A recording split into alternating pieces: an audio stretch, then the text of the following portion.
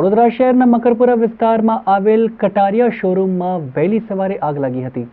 Room બંધ હોવાથી કાચ તોડી ફાયર બ્રિગેડના જવાનોએ અંદર પ્રવેશ કરી પાણીનો મારો ચલાવી આગ પર કાબૂ મેળવવાની કામગીરી હાથ ધરી હતી। વડોદરા શહેરના મકરપુરા વિસ્તારમાં કટારિયા ઓટોમોબાઇલ્સમાં વહેલી સવારે આગ લાગી હતી। કટારિયા ઓટોમોબાઇલ્સમાં મારુતિ કારનો શોરૂમ આવેલો છે।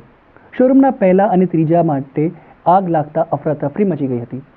બનાવની જાણ કરવામાં આવતા જીઆઈડીસી ફાયર સ્ટેશન સહિત નજીકના ફાયર સ્ટેશનથી ફાયર ફાઇટરો બોલાવાયા હતા। ફાયર બ્રિગેડના જવાનોએ સ્થળ પર પહોંચી આગ ઉપર કાબૂ મેળવ્યો હતો, જેથી આગમાં પ્રથમ માળે કોમ્પ્યુટર અને ફર્નિચરનો સામાન બળીને ખાખ થઈ ગયો હતો।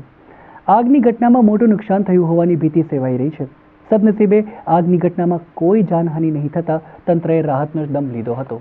આ મકરપુરા વિસ્તારમાં કટારિયા શોરૂમ છે, મારુતિનો શોરૂમ છે, જેમાં સવારે મોડે 5 વાગે આગ લાગી હતી।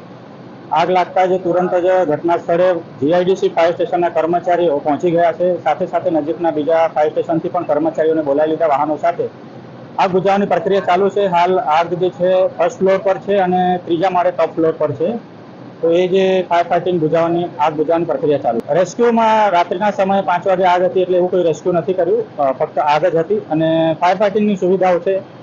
ફાયર બ્રિગેડના વાહનોનું ફાયર ફાઇટિંગ અને શોરૂમના ફાયર ફાઇટિંગના જે સુવિધાઓ છે એને બેનો સદુપયોગ કરીને આગ બુઝાવવાની પ્રક્રિયા ચાલુ। આપણે મકરપુરા શોરૂમ હનુમાનજી મંદિરની બાજુમાં રોયલ હોટલની સામે તો અમે અહીંયા બેઠેલા સિક્યુરિટી બે જણ, મેં અને દીપકભાઈ, કે આગળ પહેલા માળે જોયું તો લાલ લાલ જોવા મળ્યું। અમે ઉપર ગયા તો પછી આગ લાગી રહી, તરત અમે ફાયરને ફોન કર્યો।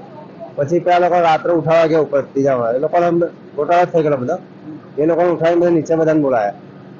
પછી ફાયર બ્રિગેડ આવી ગયા તરત।